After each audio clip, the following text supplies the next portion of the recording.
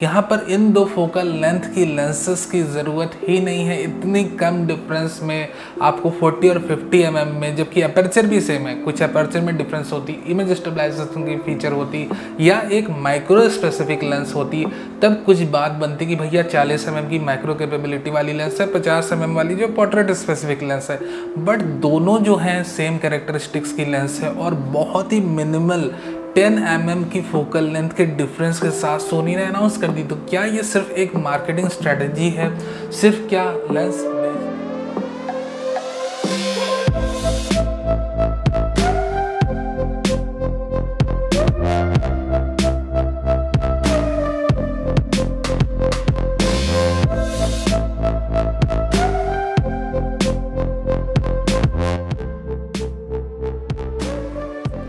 Welcome friends to रनिकामना.com channel. और आज हम बात कर रहे हैं सोनी के ट्रायल लेंसेज की अनाउंसमेंट के बारे में। सोनी ने 3 लेंसेज को अनाउंस करी है, f24 mm f2.8, 40 mm f2.5 and 50 mm f2.5। तो इन तीनों जी मास्टर लेंसेज के बारे में बात करने वाले हैं। और जी मास्टर लेंसेज के बारे में आपको पता होगा इसमें ना तो क्वालिटी से कंप्रोमाइज़ करी जाती है ना ही प्राइस से, यानी कि तीनों लेंसेज काफ़ी प्राइसी हैं, साथ ही साथ अपनी क्वालिटी में बहुत ही उम्दा है। इन तीनों लेंसेज के बारे में बात करेंगे। अगर आपके पास बजट है तो क्या आपको इन पर इन्वेस्ट करना चाहिए या नहीं चाहिए, इन सारी चीज़ों के बारे में बातें करेंगे। तो चलिए हम अपने कंटेंट की तरफ रुक करते हैं। But before that as usual, अगर आप नए हो हमारे चैनल में, do consider subscribing to our channel. और ये वीडियो कहीं नहीं अच्छा लगे आपको तो लाइक भी कर देना। तो चलो सबसे पहले बातें करते हैं कि इन तीनों लेंसेज के बारे में मुझे क्या बात सबसे अच्छी लगी, उसके बारे में मैं जिक्र करता हूँ। इन तीनों लेंसेज की क्वालिटी तो बहुत अच्छी है, मेंशन करने की ज़रूरत नहीं। जी मास्टर सीरीज़ की लेंसेज है, प्राइस भी बहुत अच्छी, ये भी मेंशन करने की ज़रूरत नहीं। Apart from these two things, मुझे क्या अच्छा लगा, इन तीनों लेंसेज की साइज़ लगभग सेम है, वेट भी लगभग सेम है। ये बड़ी सरप्राइजिंग बात है कि 40 और 50 mm की लेंस की वेट तो एकदम एग्जैक्टली सेम। और इवन जो 24 mm की f2.8 लेंस है उसमें भी सिर्फ 10 ग्राम का डिफरेंस है। और कहीं ना कहीं फिल्टर थ्रेड्स भी सेम है, यानी कि आप में सेम फिल्टर्स यूज़ कर सकते हो। कोई ऐसा नहीं कि भैया आपको एक अलग फिल्टर यूज़ करना है, उसमें डिफरेंट टाइप का यूज़ करना है। सो तीनों जो हैं आइडेंटिकल हैं फिजिकली, तीनों लेंस आइडेंटिकल है। तो ये एक बहुत ही एडेड एडवांटेज है। किसके लिए मैं बता रहा हूँ, जो कि गिम्बल्स पर शूट करते हैं उनके लिए तीनों लेंसेज बहुत ही अच्छी है।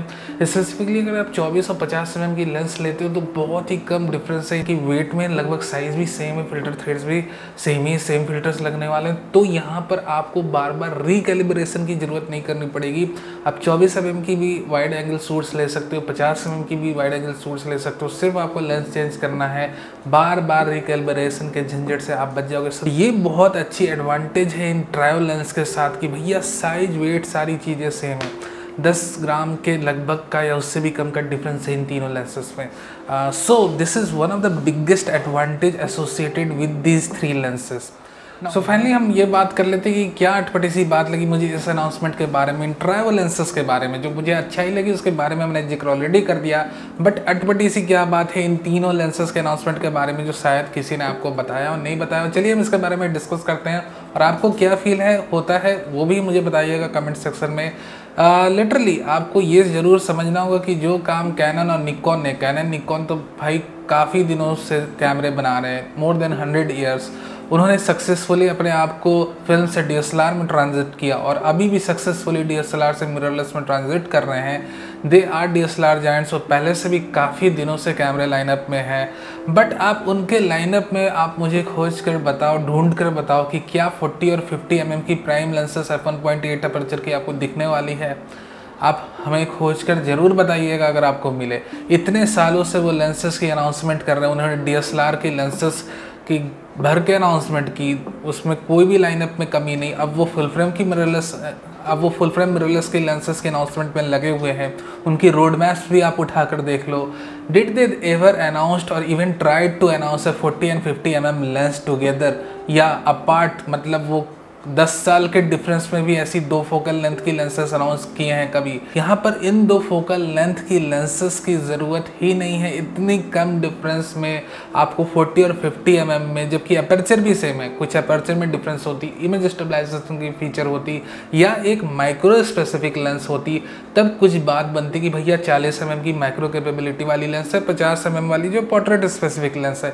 बट दोनों जो हैं सेम कैरेक्टरिस्टिक्स की लेंस है और बहुत ही मिनिमल 10 mm की फोकल लेंथ के डिफरेंस के साथ सोनी ने अनाउंस कर दी। तो क्या ये सिर्फ एक मार्केटिंग स्ट्रेटजी है? सिर्फ क्या लेंस बेचने के लिए different focal length, even that close focal length के डिफरेंस पे लेंसेस अनाउंस करी जा रही है? इसके बारे में आप क्या सोचते हैं? आप ज़रूर मुझे बताओ। लिटरली अगर किसी के पास बजट भी है जी मास्टर लेंसेज खरीदने का, तो मैं तो उन्हें ये रिकमेंड नहीं करूँगा कि आप ये ट्रायो को जाकर खरीद लो। इफ़ यू हैव बजट और आपको कहीं ना कहीं अपने पैसे को डाल ही देना है, then you can get these 3 lenses. But usability के हिसाब से बात करें तो 24 mm और 50 mm की लेंस आपको उन्हें परचेस करनी चाहिए। 40 mm की लेंस की अनाउंसमेंट के पीछे उनकी क्या प्लानिंग है और क्या सोचकर उनकी टीम में अनाउंस कर दिया, ये तो मुझे पता नहीं। हाँ, जो खरीदने जा रहे हैं भाई, मैं उनको अपनी रिकमेंडेशन जरूर दे सकता हूँ कि आप 40 और 50 mm की फोकल लेंथ की लेंसेस एक साथ मत खरीद लेना। लिटरली आपको कभी पता ही नहीं चलेगा जब आप लगाकर यूज़ करोगे कि भाई मैं 40 mm की लगाकर शूट कर रहा हूँ या 50 mm की लगाकर शूट कर रहा हूँ। सो दिस यू हैव, तो आपको ये चीज़ समझनी जरूरी है कि दोनों लेंसेज की प्राइस ज़्यादा हैं, और कभी आपको मन हुआ ट्रायो लेंसेज पर इन्वेस्ट करने का, तो आप सिर्फ 2 लेंसेज खरीद कर यूँ सोचना कि मैंने 3 लेंसेज खरीद ली है। तो आप क्या सोचते हो, क्या रीज़न रहा होगा 40 और 50 mm की f2.5 अपर्चर की लेंस अनाउंस करने के पीछे? आप मुझे ज़रूर बताना अगर आप फिगर आउट कर पाए तो। वीडियो देखने के लिए बहुत बहुत धन्यवाद। वीडियो अच्छा लगा हो तो लाइक करना मत भूल जाना, और नए हो अभी तक इस वीडियो से जुड़े हो तो सब्सक्राइब भी कर लो for future updates, live news and rumours.